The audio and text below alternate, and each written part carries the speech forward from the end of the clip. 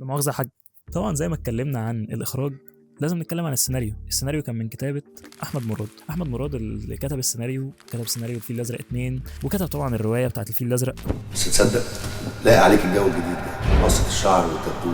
مفيش حاجة مش واضحة خالص، وفي نفس الوقت مفيش حاجة اللي هو تحس اللي هو إيه ده يا عم، ده أي حد ماشي في الشارع يفهمها، مع احترامي لأي حد ماشي في الشارع يعني. بس وطبعا زي ما قلت لك في أول فيديو خالص إن ثانية كده، أنت اتفرجتش على أول فيديو خالص؟ لا ثواني، أنت اتفرجتش على أول فيديو خالص بجد؟ لا خلاص مش هكمل، مش هكمل.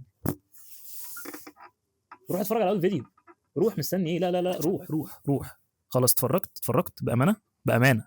ماشي خلاص. بص يا سيدي، في اول فيديو انا قلت لك ان هشام نزيه كان من اهم اسباب النجاح الفيلم ده بصراحه. ليه؟ لان ادالك مزيكا هي كانت مزعجه بصراحه في اوقات كتيره من الفيلم، بس اكشلي هو ده اللي كان مطلوب.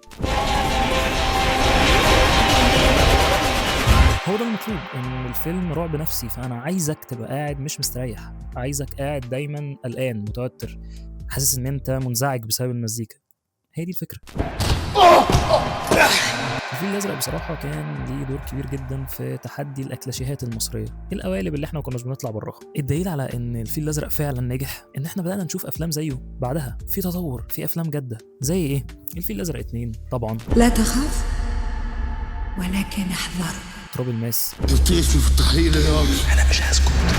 ده يحسب نجاح للفيل الازرق. اول ما الفيلم اتعرض الجمهور حس ان هو مش بس بيتفرج على الفيلم، لا هو مشارك في الفيلم، مشارك مع دكتور يحيى اللي كان كل يوم في خناقه مع نفسه، مع اللي بيحصل مع شريف الكردي. عشان ما بقاش حرقت قوي، هو انا حرقت قوي في الفيلم الحته اللي فاتت دي؟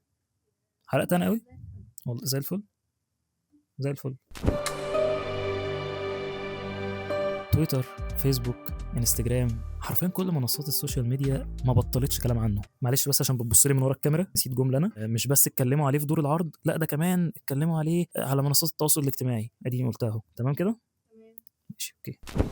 حققت مع صديق عمر متهم في جريمة قتل، طاردني كلب اسود في احلامي، وفتحت تابوت راقدة فيه قصة حب ماتت من 10 سنين.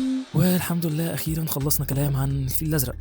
كانت رحله طويله شويتين، بس بصراحه انا اتبسطت لان انا بحب الفيلم ده جدا وبس. فابعت الفيديو لصاحبك، 3 فيديوهات وما عملش فولو، بس ماشي، لايك، سيب لي كومنت جميل كده، قول لي فيه رايك في الكلام ده كله. الشاي بلبن مهم يا جماعه، الشاي بلبن مهم جدا والله.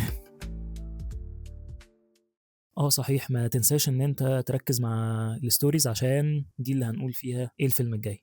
تنساش. شفت شلت الماوس، افتكرت اهو، المره دي ما حطيتش الماوس هنا. يلا، عيد سعيد عليك.